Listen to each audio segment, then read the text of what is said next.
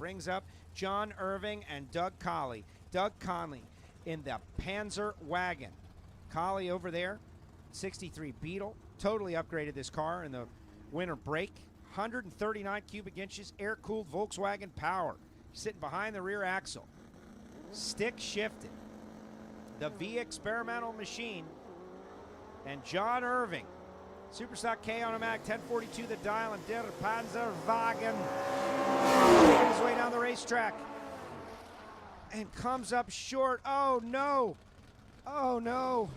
Doug Colley had a trip zero perfect reaction time. John Irving had a 1/10 of a second reaction time. Doug Colley goes down there, breaks out by 1,000th of 1 second, taking 2:58 at the finish line stripe. He is going to be so upset.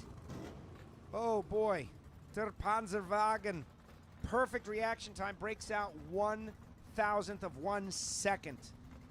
Don't make eye contact. Don't do it.